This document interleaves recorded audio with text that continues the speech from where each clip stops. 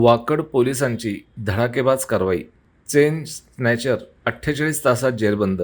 4,75,000चा मुद्देमाल जप्त.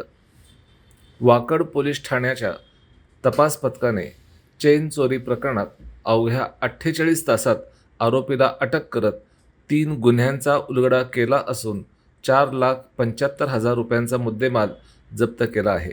8 एप्रिल रोजी सकाळी थेरगाव येथील गणेश मंदिर परिसरात मॉर्निंग वॉक करणाऱ्या महिलेच्या गळ्यातील 12 ग्रॅम वजनाचे सोन्याचे गंठण दुचाकीवरून आलेल्या अज्ञात इसमाने हिसकावून पळ काढला होता. या घटनेप्रकरणी गुन्हा दाखल होताच पोलिसांनी तपासाची चक्रे वेगाने फिरवली. घटनेचे गांभीर्य लक्षात घेत वरिष्ठांच्या मार्गदर्शनाखाली तपास पथकाने परिसरातील 100 ते 150 CCTV कॅमेऱ्यांची तपासणी केली.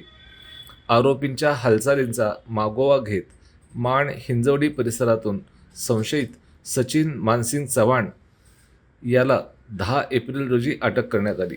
सखोल चौकशीत आरोपीकडून वाकड पोलीस ठाण्यातील आणखी 2 चेन चोरीचे गुन्हे तसेच चतुश्रृंगी पोलीस ठाणे येथे नोंद असलेला एक वाहन चोरीचा गुन्हा उघडकीस आला.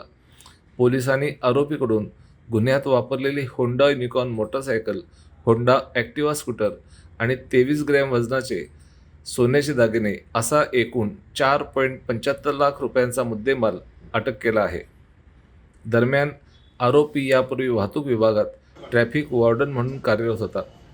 गैरवर्तनामुळे त्याला 7 महिन्यांपूर्वी सेवेतून काढून टाकण्यात आले होते. त्यानंतर त्याने चोरीच्या मार्गावर वळत डिटेन वाहनांमधून स्कूटर चोरून त्याचाच वापर चेन स्नॅचिंगसाठी केल्याचे तपासात समोर आले.